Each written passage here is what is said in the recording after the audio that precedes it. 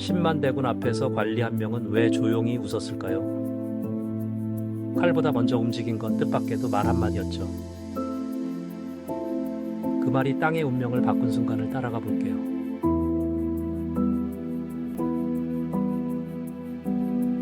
993년 고려 북쪽의 거랑운이 밀려왔는데요.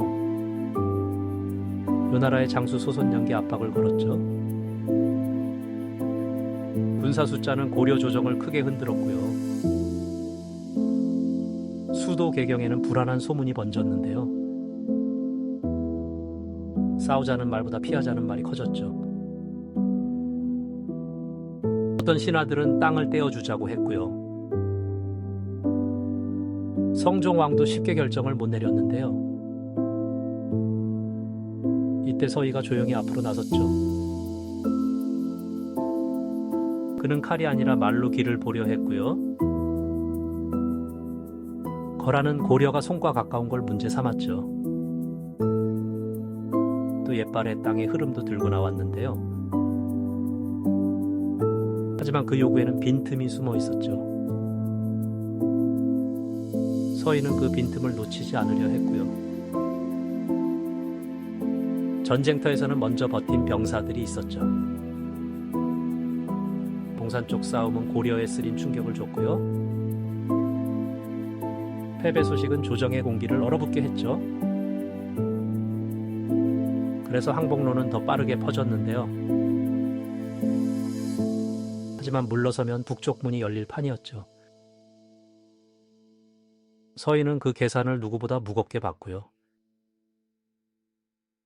그는 땅을 내주면 다음 요구가 온다고 봤죠. 싸움만 고집해도 나라가 다칠 수 있었고요. 그래서 선택지는 둘이 아니라 셋이었죠. 버티고 일고 말로 판을 바꾸는 길이었고요. 이 생각은 당시엔 무모하게 보였을지 몰라요. 대군 앞에서 단판을 말했기 때문이죠. 여러분이라면 싸움과 단판 중 뭘 골랐을까요? 성종왕은 결국 서희의 말을 들어보려 했고요. 서희는 적진으로 갈 준비를 차분히 했죠. 사신의 옷차림은 갑옷보다 더 무거웠고요. 적진 입구에 말발굽 소리가 크게 울렸죠.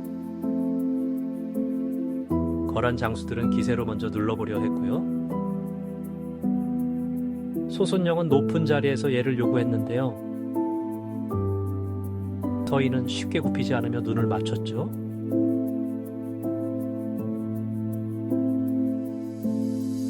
이 첫 장면부터 단판의 승부가 시작됐고요.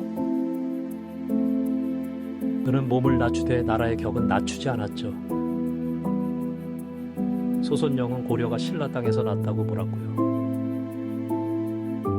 서희는 고려가 고구려를 이었다고 받아쳤죠. 그래서 나라 이름도 고려라고 말할 수 있었고요. 이 말은 단순한 자존심 싸움이 아니었죠. 북쪽 땅을 말할 근거를 세우는 말이었고요. 소손영도 그 논리를 그냥 무시하긴 어려웠죠. 단판장은 칼 없는 전쟁터처럼 굳어갔는데요. 서희는 다음 빈틈으로 말을 옮겼죠. 거란이 정말 원하는 건 길목 안정이었고요. 고려와 거란 사이엔 여진 세력이 끼어 있었죠. 그 땅이 막히니 서로 바로 닿기 어려웠고요. 서희는 이 문제를 정면으로 뒤집었죠. 길이 필요하다면 우리가 북쪽을 막겠다는 말이죠. 적의 요구를 고려의 기회로 바꾼 셈이고요. 소손영은 전쟁 명분이 흔들리는 걸 느꼈죠. 압박하러 온 군대가 협상장에 묶였고요. 여기서 서희의 침착함이 크게 빛났습니다. 그는 큰 소리보다 정확한 논리를 앞세웠죠. 고려가 버티면 거란도 오래 머물기 어려웠고요. 보급과 겨울, 낯선 땅이 부담이었겠죠. 그래서 단판은 겁먹은 부탁이 아니었어요. 서로의 약점을 정확히 본 싸움이었죠. 거랑운도 끝없는 전쟁을 원한 건 아니었고요. 소손영은 조건을 따져보기 시작했죠. 고려가 손과 거리를 두는 문제도 걸렸는데요. 외교말 한마디가 군대만큼 무거웠죠. 서희는 나라를 살릴 선을 찾으려 했고요. 결국 담판은 물러섬과 얻어냄 사이로 갔죠. 가장 놀라운 결과가 여기서 나왔는데요. 고려는 전쟁을 끝내며 북쪽 땅을 넓혔죠.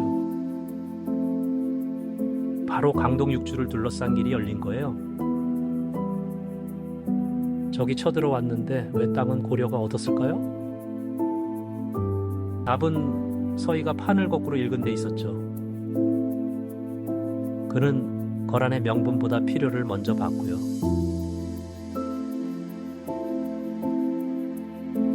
필요가 드러나면 이제 협상의 문이 열렸거든요. 강동 지역은 압록강 동쪽의 핵심 길목이었죠. 그곳을 잡으면은 북방 방어선이 달라졌고요.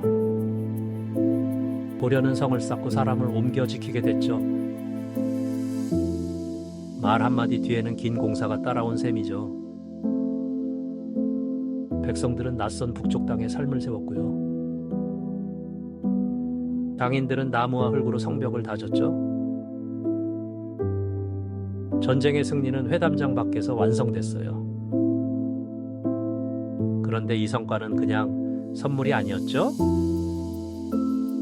앞서 버틴 군사와 조정의 결단이 깔렸고요.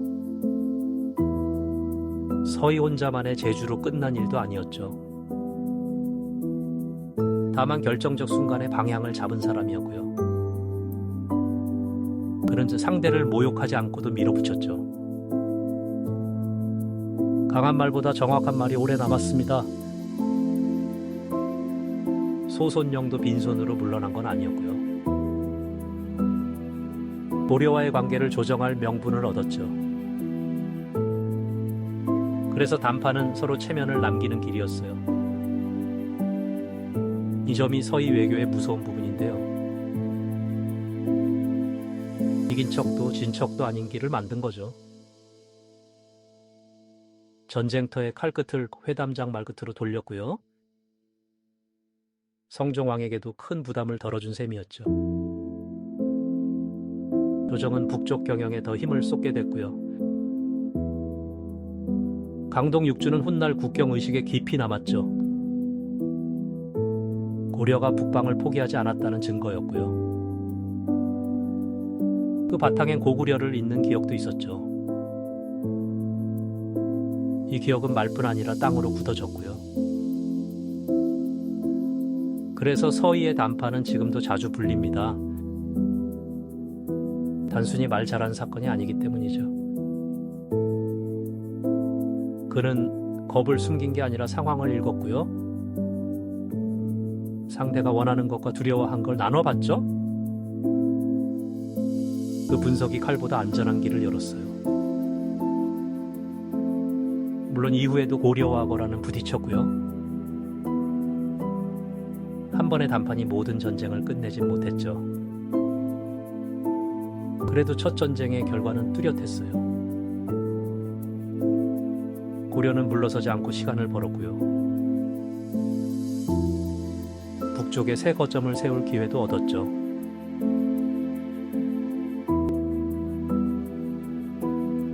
이건 작은 나라의 요행으로만 볼 수 없어요. 버티는 힘과 계산하는 힘이 함께 있었죠.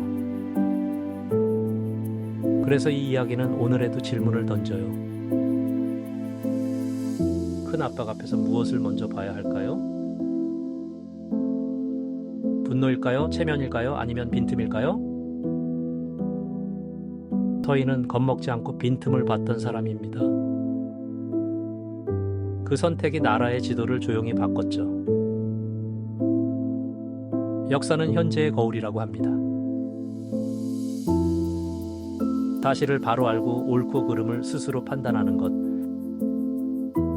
그게 우리가 역사를 공부하는 진짜 이유 아닐까요?